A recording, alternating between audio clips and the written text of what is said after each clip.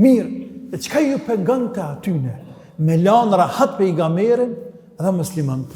Përndryshe, kujt i pengon falja namazit? Adhurojeni Allahun të sinqert, ama të sinqert, e që i bie musliman hakikat, me ka burr, luteni Allahun o ju musliman, mukhlisin me sinqeritet. Krejt dini përkushtoni Allahut të madhruar. Jetoni me Allahun dhe për Allahun. Bëni punët me sinqeritet për hir të Allahut Azza wa Jall. Përkushtoni Allahut, jetoni për Allahun.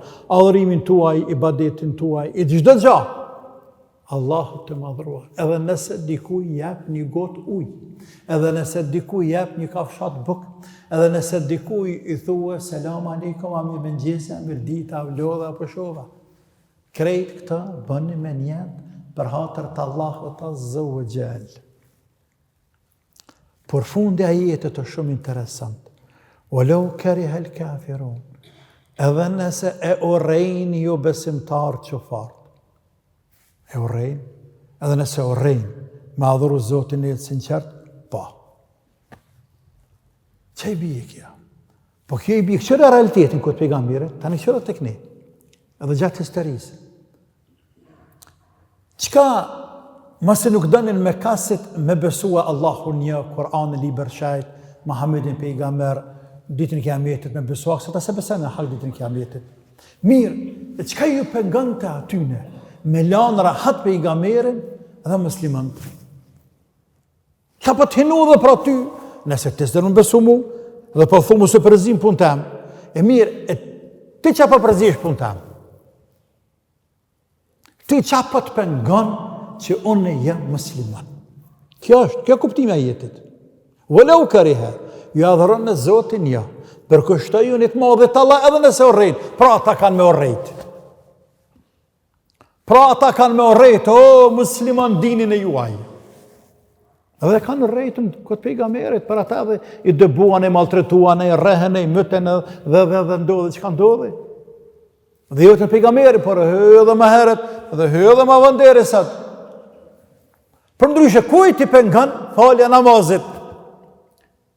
Qka ko të bëj personi tjetër me namaz? Me agjerim. Qa ko të bëj një gjami? Qa ko të bëj minarja? Qa ko të bëj e zanu? Qa ko të bëj shamia? Po ti ndash desh të hadrejt që deshë, po që ka dush? Po kjo që vesht? Po le deshet kjo? Ti e desh ke le deshet. E pse po të pengan? Sepse e urrejnë. Kështu po thëtë Allahu.